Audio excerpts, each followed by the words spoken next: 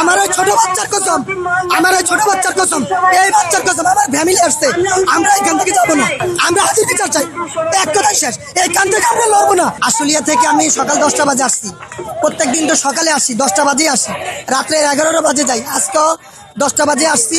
একমাত্র আসার উদ্দেশ্য হলো ভাই হাদি ভাইয়ের যে অনুপ্রেরণা ছিল, ইমানেই চেতনা ছিল যে অন্তত আমি যদি এই দেশের জন্য কিছু নাও করতে পারি, যদি মারা যাই তাহলে অন্তত আমার বিচারটা যাতে এই দেশে হয়। কিন্তু ভাই আজকে হাদি ভাই ঠিকই মারা গেছে, আল্লাহ তাআলা তাকে জান্নাত নসিব করে, কিন্তু হাদি ভাইয়ের বিচারটা এই সরকার করতে পারলো না এবং খুনিদেরকে ধরতে পারলো না। এটার জন্যই আমার এই বাচ্চা ফ্যামিলি সবাইকে নিয়ে আসার উদ্দেশ্য হলো আমার হাদি ভাই কিছু হয় না, রক্তেরও কিছু হয় না, আমি আমার ইমানি দায়িত্ব থেকে, আমি আমার দেশপ্রেমের দায়িত্ব থেকে আমি হাদি ভাইয়ের বিচারের দাবিতে এখানে আসা। এই উপদেষ্টা দেওয়া পদত্যাগ করো। এরা স্বরাষ্ট্র উপদেষ্টা লেফটেন্যান্ট কর্নেল, উনি কিভাবে লেফটেন্যান্ট কর্নেল হয়েছে আমার কাছে, আমি ওনার কাছে একজন সাধারণ মানুষ হিসাবে বসতো যে আপনি কিভাবে লেফটেন্যান্ট কর্নেল হয়েছে।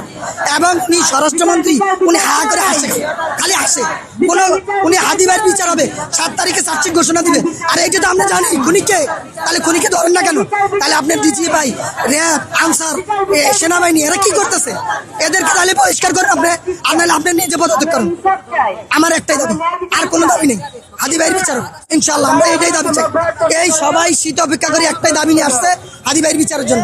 হাদি ভাই আমাদেরকে শিখাই গেছে একটাই, যে আমি চলে যাব, অন্তত আমার যে অনুপ্রেরণা, আমার যে ইমানের চেতনা ছিল, অন্তত এই চেতনা নিয়ে অন্তত বাংলাদেশকে সুন্দর একটা সুশৃঙ্খল দেশ তৈরি করা।